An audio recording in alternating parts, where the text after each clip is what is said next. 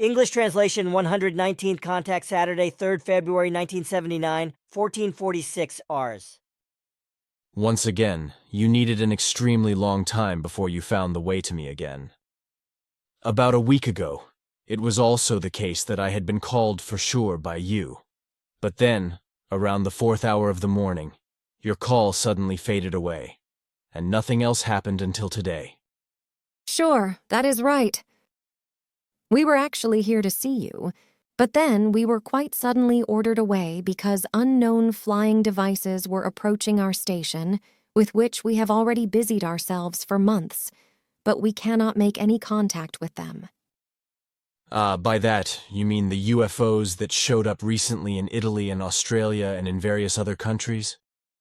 Sure, these flying devices are obviously constructions of a very well-developed technology, which is not yet so advanced, however, that they could move into our refined areas of communication.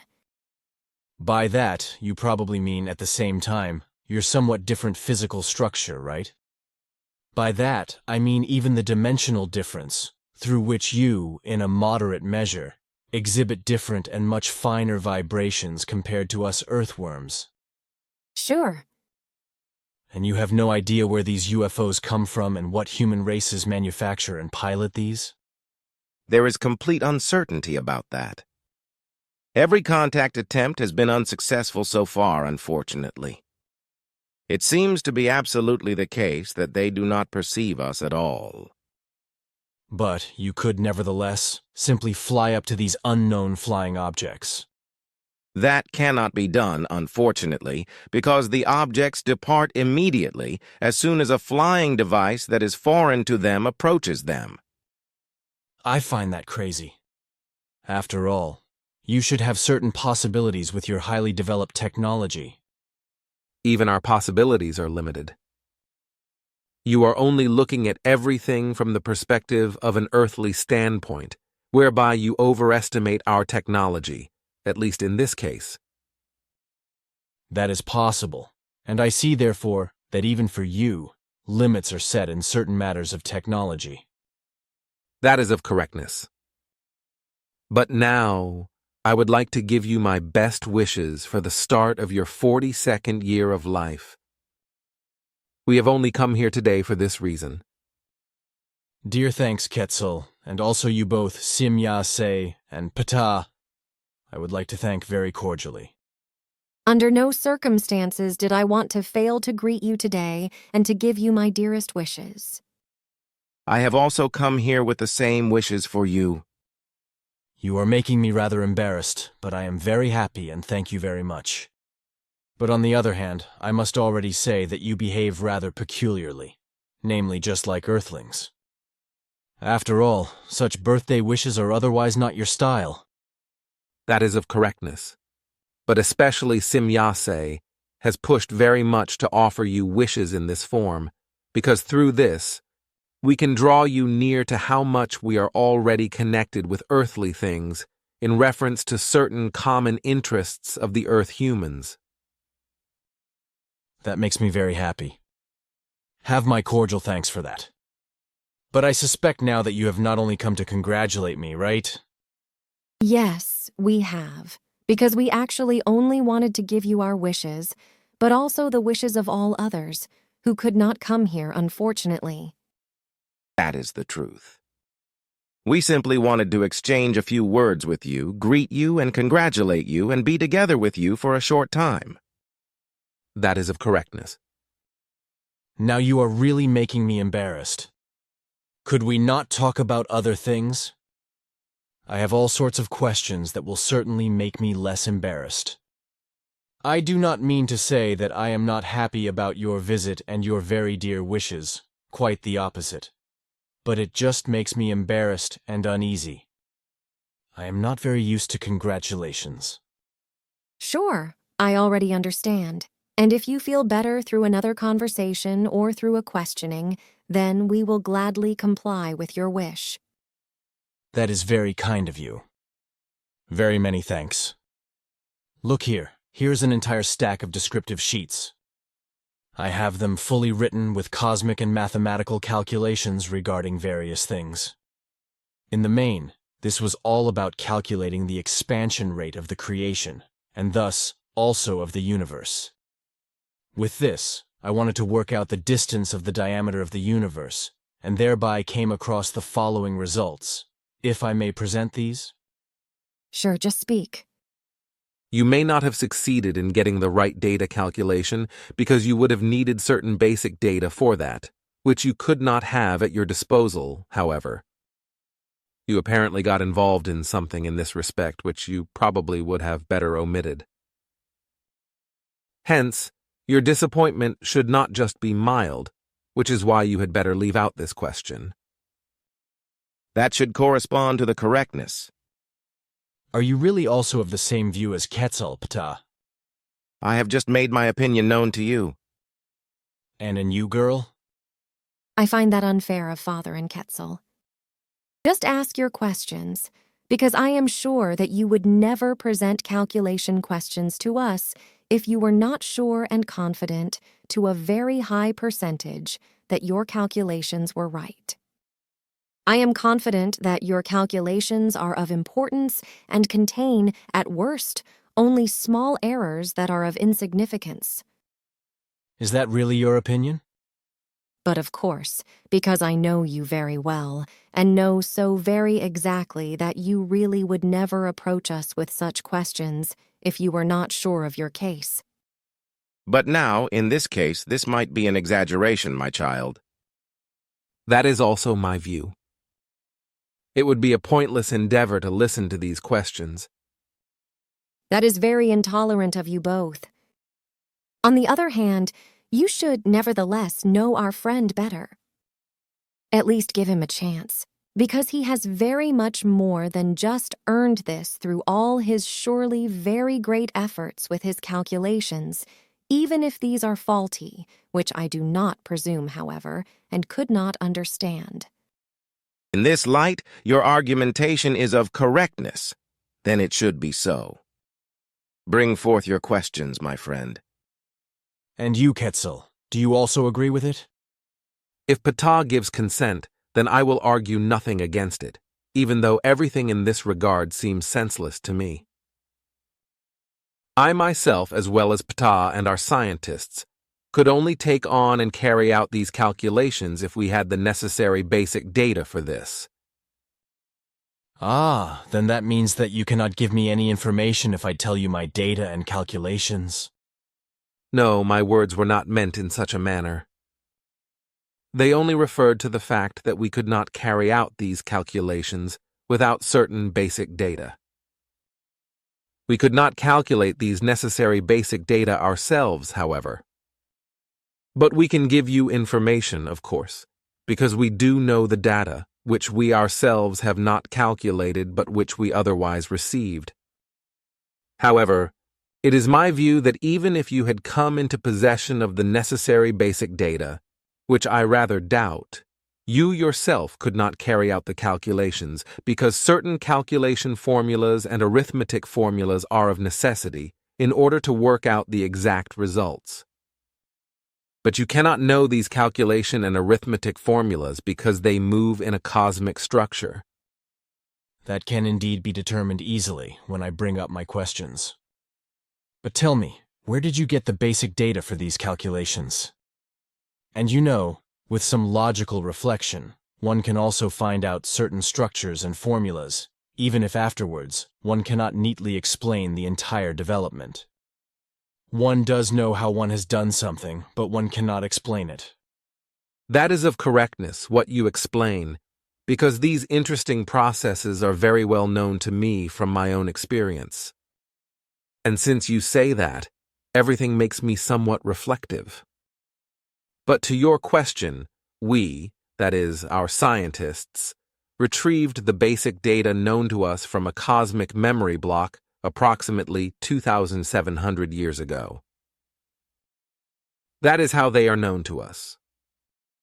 Oh, so have you perhaps done the same? No, I have not done that, which I can assure you. Now I am actually interested in your questions and calculations. Present them to us. Happy to do so, my son. Thus, my first question. Is the speed of light constant of presently 299,792.5 kilometers per second, which is calculated by our earthly scientists, correct? This figure is of correctness. But I notice with your question that you speak of a present constant. What do you want to express with that? I have calculated that the light constant steadily decreases within the framework of a certain half-life. But that is not... You see now, and you too, Father, I knew it. You may never underestimate him.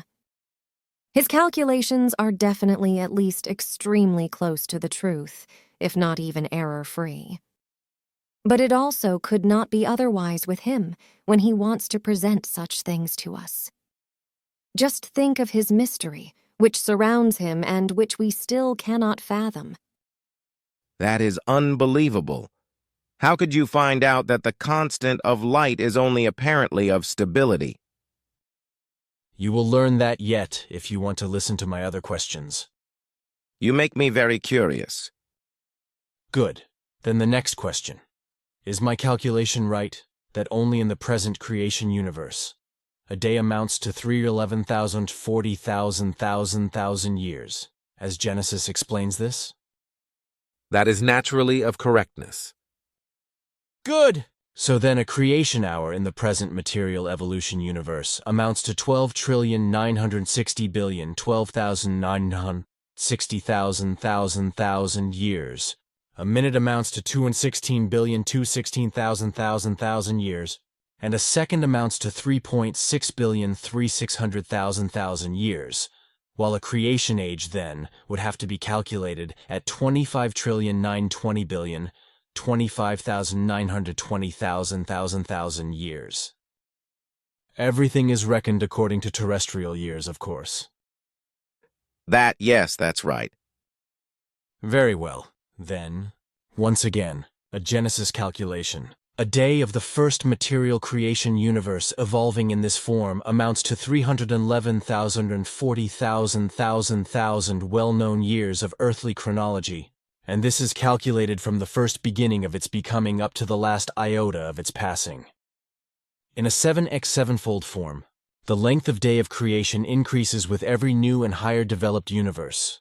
So the next universe and, thus, creation would have to have a longer day, which is to be calculated at 2,177,280,000 years, according to which then the calculation would have to look like this.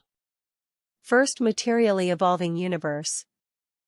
311,040,000,000,000 years. Second materially evolving universe. 2,177,280,000,000,000 years. Third materially evolving universe.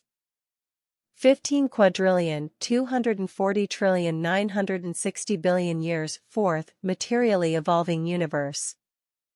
106,686,720,000,000,000 years. Fifth materially evolving universe.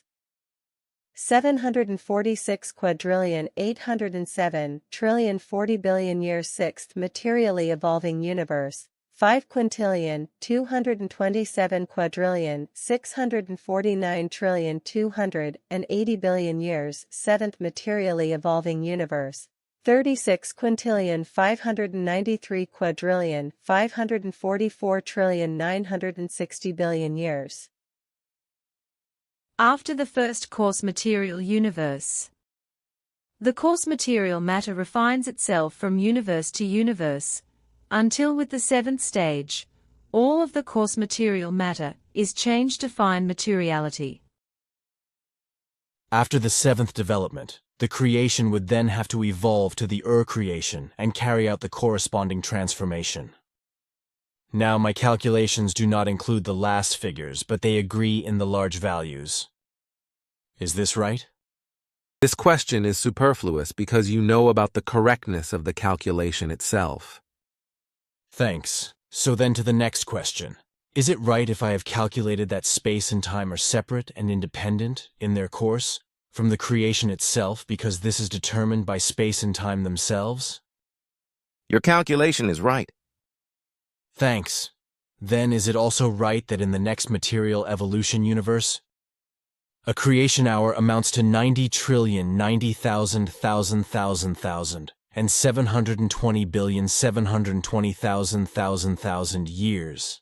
A minute amounts to 1,001,000,000,000 and 512,512,000,000 years, and a second is accordingly 60 times less? You know that you do not have to ask, because the calculation is of correctness. Then just not. But is it right? Now, if I have calculated that the creation's expansion rate for the initial period was 44,069,497.5 kilometers per second, with a steadily constant half-life rate of almost exactly 6,247,755,102,040 years, from which the results arise that the expansion rate of the creation at its universal beginning was 147 times the speed of today's speed of light constant. But this speed decreased with a half-life of 6,147,755,102,040 years and continues to decrease. So the starting point of today's light constant lay at a speed of 344,292.9 kilometers per second. But through the already elapsed portion of half-time, it has already dropped by 44,500.4 kilometers per second, whereby the present and current light constant of 299,792.5 kilometers per second arises, according to which an original light year, from the starting point of the current light constant, of around 1.390 x 10 per 15 kilometers, has amounted. This means, according to my calculations, that the constant of 1 second of the initial period of the expansion rate must have been 147 times faster than the constant of 1 second today, because at that time, around 46 trillion years ago, the speed of light was even 44,069,497.5 kilometers per second. From this, it also arose in my calculations that 1 second has, in each case, exactly that number of chronons that the light constant of 1 septillionth of a millimeter contains in itself, because a chronon has a length of 105 septillionths of 140 millimeters. And because exactly that number of chronons is able to pass a certain point, from the source to the fade-out of a beam of light, as the speed of light contains in itself, so in the present case around 20.394 x 10^30 chronons per second. This was even easier to calculate since I knew that space and time are dependent on each other. Therefore, both time holds space in itself, as also space holds time. From these results, however, my acceptance has arisen that through the transformation and lowering of the speed of light by the half-life, also space and the chronons change themselves, according to which, then, normal space would have to change itself to hyperspace, and the chronons would have to change themselves to tachyons, which continue to exist in hyperspace as the smallest units of time at their own, old speed, according to which the oldest tachyons would, therefore, have to have a speed of 44,069,497.5 kilometers per second in their own hyperspace. It also became clear to me that each dwindling away of a half-life creates its own hyperspace. Thus, already 7 different hyperspaces, 7 half-lives, 7, x 6 347, 755, 102,040, 44.434, x 10 broader and 12 years would have to exist in our universe. Furthermore, it also became clear to me that time travels into the past or future can only be associated with this fact, because somehow, the traveling object must be manipulated in such a way that the flow of chronons is steered. So for example, if tachyons with a speed of light higher than ours, and present in hyperspace or normal space, would be stored around a traveling object, then it would be hurled into the past, while a flow of chronons below our current speed of light must have a journey into the future as a consequence. This has become clear to me, but the how that has remained a riddle to me. It is now also clear to me that the chronons can only stay and move in normal space, while the tachyons only move in hyperspace. This, then, along with many other things that have become perceptible to me, about which I would still like to say nothing today, however, because I am not yet sure of the results. Ah, yes, what could still be said? According to my calculations, after the end of the next half-life, our light constant would have to be 172,146.45 kilometers per second. Now to these things, the big question. To what extent are my calculations and findings right? You are marvelous, simply marvelous. Why? If I'm not mistaken, then your calculations have turned out to be very accurate. Is that so, Father? Judging by your facial expression, the calculations must be very accurate. They are. It is stunning and unbelievable. Are your statements and explanations actually not based on retrievals from a memory bank? Certainly not. There are enough people in our group who have seen how I dealt with the calculations for nearly 36 hours. And you have, in fact, retrieved no data from a memory bank? No, Quetzal, I already said that several times. That is phenomenal. It is simply unbelievable. Then how did you come to the necessary basic values? I just no longer know that so exactly. I made various calculations based on assumptions and certain information that I had from Svath and Asket.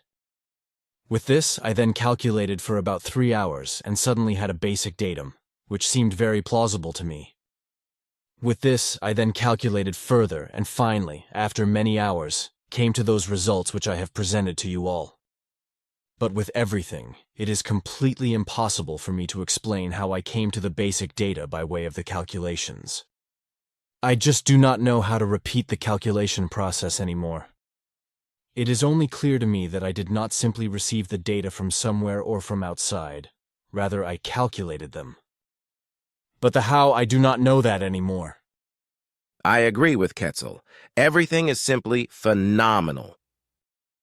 I would still have a few more questions.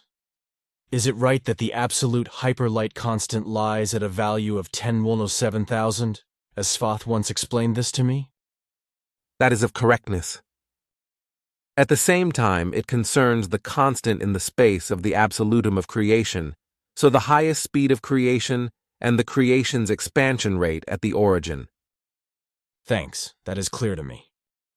Is it also true now, as I have calculated, that the great time, in the most exact calculation, amounts to 311,039,999 and 9999 and 960 years, and that the universe only expands during 155,519, 9999, 999,980 years, and then falls into a contraction speed, which causes a fallback with a declining speed in the constant half-lives, like in the case of the building up, until the maximum speed of the original, preceding light constant of 44,069,497.5 kilometers per second is reached again? If that is true, then a great time comprises 49 half-lives during 6,347,755,102,040 years, in which case, then, at 1/2 of the total, so at 24.5 half-lives, the change from becoming to passing takes place, or just the change from expansion to contraction. This would mean, then, that within the context of the creation's evolution, everything created by it during this fallback could still develop to perfection, whereby no iota of that which is created by it would be eliminated. That is also of correctness. Good. Then still these questions. Can you explain to me what diameter in light years the creation had exactly at the time of its first expansion process at the origin, and whether universal space must be measured in a straight line or in a curve? Have you not also calculated that? No, I did not know how I should do that. On one side, the expansion of the creation amounted to 14 Vigintillion translator's note, a 14 followed by 63 zeros, light years. This expansion must be multiplied twice for half of space and multiplied 4 times for all of space. The distances in universal space must be measured in a curve because there is no straight line. Aha, I thought that myself. So then, theoretically, the universe could be measured in a middle straight line in such a way that 28 vigintillion light-years count as a central starting point, where to the distance in light-years of the previously completed expansion would then still come. Is that right? That is of correctness. So it is therefore also true that the expansion of the universe takes place all-dimensionally and spirally, where the shape then resembles a somewhat round egg? Also, that is of correctness. Good. Then still one last question relating to this. If the initial expansion rate was 44,069,497.5 kilometers per second, then at the same time, it concerns the constant of immaterial energy. Consequently, this would have to be consistent for the time of existence of the universe. But on the other hand, the spiritual thoughts of human beings would also have to move at this speed throughout this entire great time, so at 147 times the speed of light. If I calculate this according to today's light constant, where the material thoughts of the material consciousness reach, at most, simply the speed of light. Only applies to normal space but not to paraspace, in which the speed is indefinite. Therefore, 10 Nostra 7000 light, 10 Nostra 7000, x 2999792.5 kilometers at sec. There is probably nothing more at all that remains hidden to you? Your explanations are just as accurate as all explanations before. What other things have you still gotten to know? Nothing more, at least not definitively. But tell me, can one make my calculations and results accessible to the earthly public? Nothing speaks against that. Only you certainly have to take into account that you will be insulted, as usual, as a liar and fantasist, because earthly science is still a long way from becoming understanding of the truth, even only approximately. It is still moving, as you know, on very limited tracks, from which the scientists are very faint-hearted and create small material calculations about the existence, the development, and the width and expansion of the universe. That does not matter to me because I have long been used to the making bad of my person. But now I would still have some other questions, if you have time. Sure, just ask. It is a great joy for me just to be able to be together with you today. By the way, Quetzal still wants to connect you to his device before you go again. You seem to need it most urgently. That is possible. It is not going particularly well for me. At the same time, I just think that everything has no great meaning anymore. Somehow I feel this. I know, because everything is only a postponement, which is why I myself very often feel sad. You should not do that, because one should not worry too much about what cannot be changed. You say that so easily. Of course, what else should I do? But let's leave that. Can you tell me, perhaps, how many things of Erich von Däniken correspond to the correctness and the truth with regard to his representations and assertions? Maybe you can give me a percentage? Sure, I can do that because in recent times I have dealt very intensively with these things. His basic statements regarding the intelligences from the depths of universal space and influencing the human beings of Earth are to be confirmed completely. But his statements in reference to many ancient relics of bygone times are, in most cases, based on very extravagant fantasies. Only less than 4% of his statements correspond to reality, as I could determine through the most exact calculations.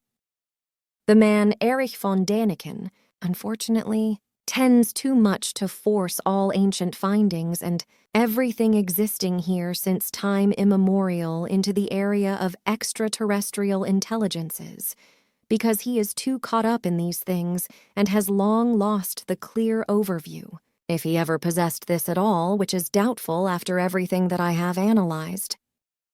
Well, then you also know what he has written, for example, about the so-called Nazca Plain, which is in Peru, if I am correctly oriented. I know what he reports about that, sure. Okay, and what does it really concern with the alleged air landing signs or airfields, etc.? The productions represent an astrological calendar as well as an astrological garden. At an earlier time, when these grounds were still operating and were used astrologically, the enormous signs were surrounded by gardens, out of which the astrological signs protruded like parkways, etc. They were made by human beings of Earth, and indeed without any influence from extraterrestrial intelligences. That answer is enough for me, but I have another question. How many other objects move around Sirius? There are 5 of those. Thanks. Then still a very unusual question. You once told me in confidence that the so-called criminality could be repaired scientifically and medically if this would only be striven for. You told me at that time that some toxin develops in excess in the human being for some reason, which makes him or her criminal. What is this toxin called, and what, then, should be done against it? The toxin is called phenylethylamine. If this is neutralized in the human body, then through this, that substance is made ineffective, which drives the human being to criminality. I may not explain more about that, however. Well, I actually also did not want to know more. But now, is it possible that I can bring forward some questions of group members? One would like to know who he was at an earlier time, etc. We have already often stated that we will answer no more questions that are placed by persons other than yourself. Any attempt would also be futile if you would ask these or even such questions as if they were from you.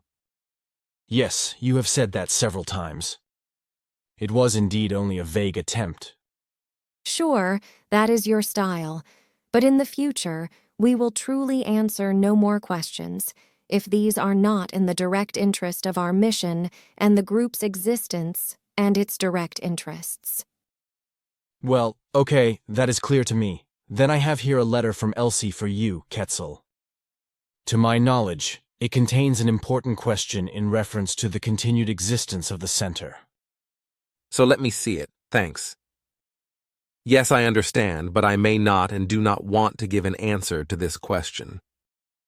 If I would do that, then I would thereby limit the freedom of those who are addressed in this letter. The inheritance issue is to be regulated in such a way as we have worked it out. Nothing further should be done because we may not make determinations for the future and for human beings who have not yet seen the light of the world and with whom we still could not talk about these issues and could not obtain their consent. We could give the advice of the inheritance transfer, as we have given it in the present case, only because a preview allowed us the possibility of this advice. I will not answer the other questions in Elsie's letter because they are purely personal in nature and because we, as already explained, will no longer answer such questions. The solution of the center's continued existence would be found, as already stated earlier, in a group acquisition, as you already explained. I did indeed say that, and I also accept it. But here I still have some letters for Simyase, also from children. I do not think that you should give any response to them. Rather, they are simply addressed to you, in order to thank you and to greet you. If you will receive them? Sure, I am very happy about this. Pay my dear thanks to the people who wrote these. One letter is from Vreni, another is from Beat, and one is from Christian. There is also something from Caroline, I think. Are those the children of Beat and Vreni? Yes. Pay them my very dear thanks and my joy. But I really cannot reply to the letters. That surely also is not expected. Certainly, they will also be so happy about the fact that it gives you joy. That is very sweet, and the relations between you all and us seem to me to be almost as they were at an earlier time, before the unfortunate difficulties found their beginning.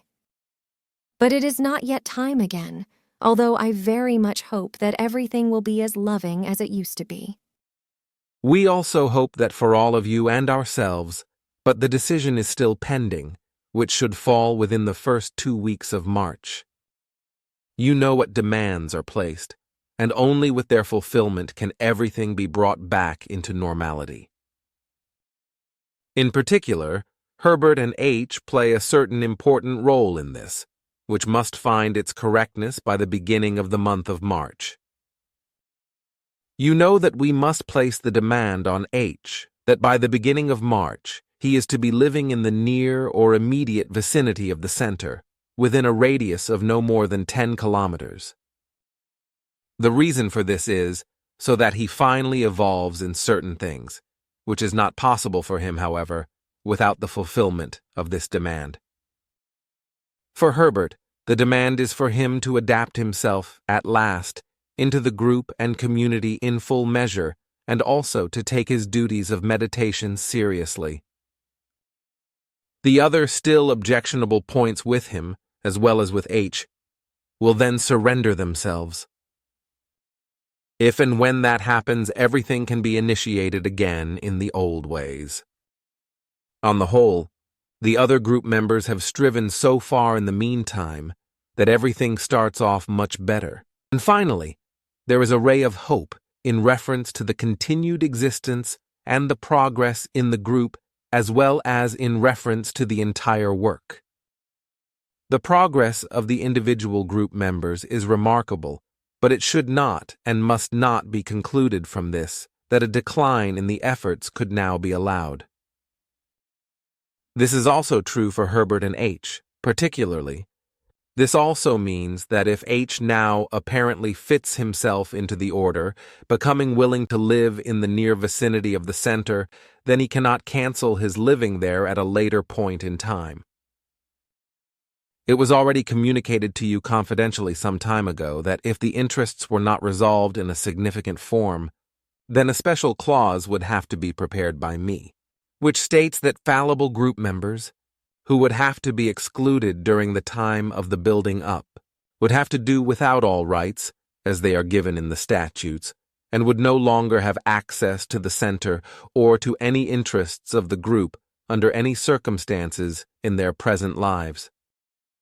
We must hold to this, unfortunately, but it should still be explained clearly and plainly that such a special clause may only be created by us alone.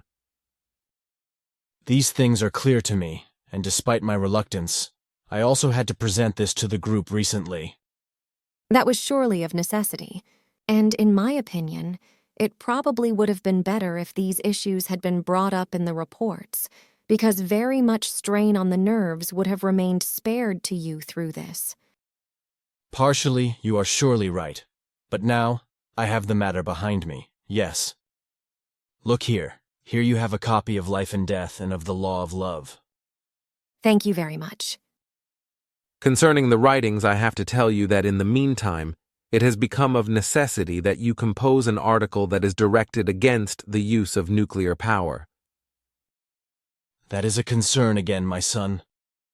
Nevertheless, I am not a nuclear physicist, and I do not exactly understand a lot about these things. On the other hand, I have enough work with the drawing up of the spiritual teaching and with many other tasks. You know how your time begins to press and that you, therefore, still have to do some more. I am sorry that I have to tell you this because I know only too well how ill you are in truth. But there is no other option for me. All right, my son, I myself know how right you are. Then I will just wedge myself behind this area and see to it that I bring something useful to such an article. Unfortunately, no one can be found on the earth who could relieve you of this work. I have endeavored myself around it, but all my attempts failed. Do not worry about it. I will take over the work soon. Apparently it is urgent?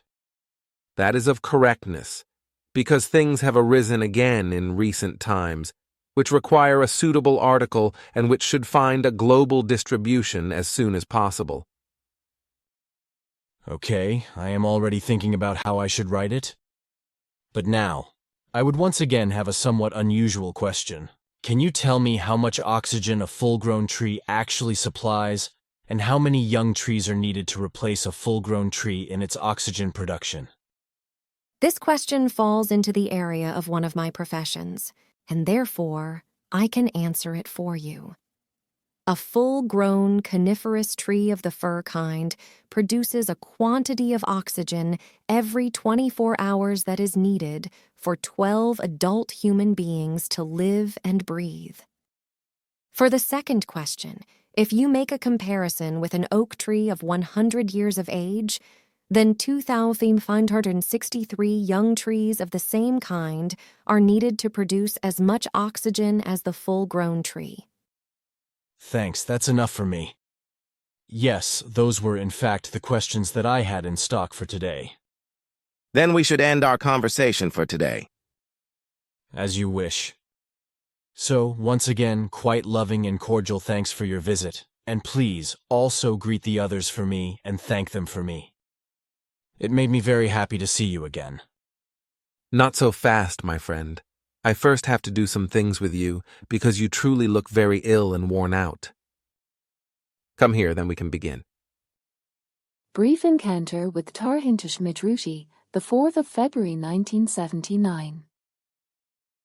It was yesterday, Billy's birthday, the 3rd of February 1979, when I, Calliope Meyer, at around 14:30 HRs, was coming from the kitchen into our living room because I wanted to get something there. Opening the door, I took my first step into the room.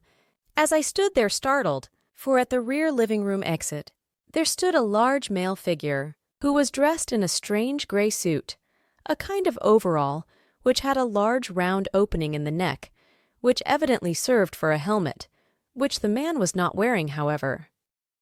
All around the belt, some strange things were attached. Evidently startled himself, the bearded man looked at me for a second, then took a step backwards and grasped with his left hand onto a small device on his belt, upon which he simply dissolved, from one split second to another, into nothing.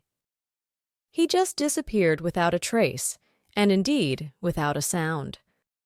Still standing there startled, wild thoughts shot through my head before it became clear to me that the man, at whom I had stared for about 15 seconds, could have been no one other than Ptah, the extraterrestrial friend of Billy. Billy's description of this man, at any rate, fit very exactly to the figure in the living room. And that it had actually been Ptah, he confirmed this to Billy still on the same day. For at 14:46 so about 15 minutes after the incident, the 119th contact took place, at which, as Billy explained, Ptah told him that he had looked for him in the living room and in the bedroom, where Billy was minutes before Ptah made his appearance, and where he actually still was. But then he went outside through the bedroom passageway's outside door in order to go to the garage, where he settled something. Then after that, the contact took place. Poppy Calliope Meyer Zafriou.